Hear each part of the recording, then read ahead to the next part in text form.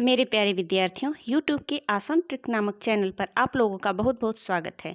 मैं यहाँ पर कृष्ण भक्ति काव्य से कुछ क्वेश्चन लेकर आई हूँ जो कि हिंदी विषय से संबंधित जो भी एग्जाम है, प्रतियोगी परीक्षाएं हैं, उनके लिए महत्वपूर्ण है। अतः आइए आप लोग क्वेश्चन देखिए। मध्यकाल के किस मुसलमान कवि ने कृष्ण भक्ति साहित्य की रचना की? तो रसखान एक मुस्लिम कवि थे जो कि कृष्ण भक्ति साहित्य के प्रसिद्ध कवि थे।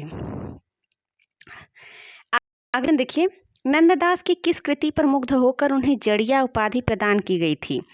जड़िया रास पंचाध्यायी।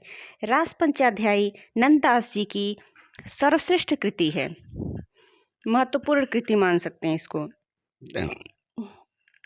अगला क्वेश्चन देखिए, रास पंचाध्याय में किस छंद का प्रयोग किया गया है?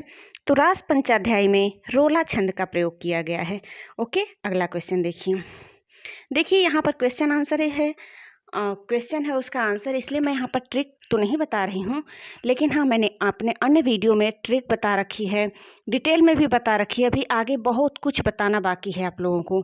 मैं इन क्वेश्चन को भी ट्रिक से याद करा सकती हूँ, लेकिन पहले आप लोग सीधे सीधे क्वेश्चन का आंसर देख लीजिए, उसके बाद आप लोग ज़्यादा से ज़्यादा जुड़ जाइए, तब मैं इसको अन्य तरीके से तोड़ मरोड़ कर यानी ट्रिक के माध्यम से कम समय में याद करवाने का भी प्रयास करूंगी। सबसे पहले जिस विषय में आप लोग बिल्कुल नहीं जानते हैं उसका यदि मैं ट्रिक बता दूंगी तो याद नहीं कर पाओगे, इसलिए यहाँ पर आइए क्वेश्चन देखिए। अगला क्वेश्चन देखिए, हमने अभी बताया 74 क्वेश्चन का अभी आंसर बताया हमने। अब देखिए 75, क्वेश्चन नंबर 75। ध्रुवदास किस संप्रदाय के कवि थे? ध्रुवदास, इसमें से कुछ कवियों के नाम ही आप लोग नहीं जानते होंगे। तो ध्रुवदास राधा वल्लभ संप्रदाय के कवि थे। ओके,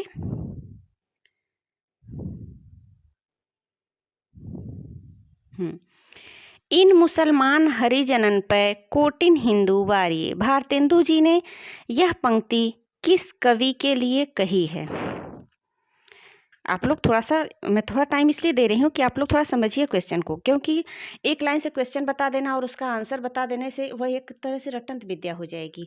अगर आप लोग थोड़ा सा ध्यान देंगे और उसको समझते हुए चलेंगे तो एक ही बार में याद हो जाएगा। यदि किसी भी टॉपिक, विषय वस्तु, क्वेश्चन या आंसर को समझ कर पढ़ा जाए तो एक ही बार में कम से कम 70% याद हो जाता है। लेकिन यदि केवल सरसरी निगाह से पढ़ते हुए चलेंगे, ध्यान नहीं देंगे, तो केवल 20% याद रह जाएगा। अतः ध्यान से आप लोग पढ़ते और समझते हुए चलिए, इसलिए मैं थोड़ा सा टाइम आप लोगों को दे रही हूँ, क्योंकि मैं यहाँ पर पढ़कर सुनाने नहीं आई हूँ, याद करवाने आई हूँ, आप लोगों को समझाने आई हूँ, ठीक है। और स्मार्ट तरीके से पढ़ाने के लिए मैं आई हूँ आप लोगों को, क्योंकि अगर केवल पढ़कर सुनाना रहता तो तो आप लोग बुक से भी पढ़ लेंगे, ठीक है। अगला क्वेश्चन देखिए,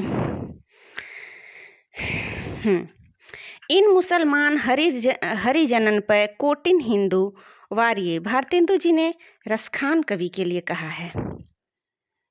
अगला क्वेश्चन देखिए, रसखान के दीक्षा गुरु कौन थे? दीक्षा अर्थात जिन्होंने इनको शिक्षा दी थी। रसखान के दीक्षा गुरु कौन थे? गोस्वामी विठलनाथ जी, वल्लभाचार्य जी, मध्वाचार्य या स्वामी हरिदास जी? तो गोस्वामी विठलनाथ, ठीक, विठलदास नहीं, विठलनाथ। रसखान के दीक्षा गुरु विठलनाथ थे। आप लोग जानते हैं कि क्वेश्चन में अक्सर कवियों के गुरु के नाम भी पूछ देता है, या किसी प्रसिद्ध व्यक्ति जो भी है, जैसे अभी टेट के क्वेश्चन में आया था बाबर के गुरु का नाम। हाँ, बाबर के ही गुरु का नाम, अभी हमको अच्छे से याद नहीं आ रहा है, लेकिन हाँ आया था। अगला क्वेश्चन देखिए, मीरा का अंतिम समय किस मंदिर में व्यतीत हुआ था? मीराबाई को आप लोग जानते हैं, जो कि एक भक्त कवि थी, कवित्री थी, कवि नहीं कवित्री थी, आप लोग जानते हैं। तो देखिए, मीरा का अंतिम समय रणछोड़ मंदिर में व्यतीत हुआ था।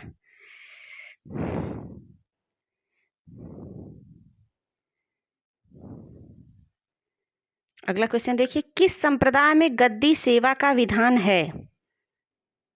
राधा वल्लभ संप्रदाय में गद्दी सेवा का विधान है।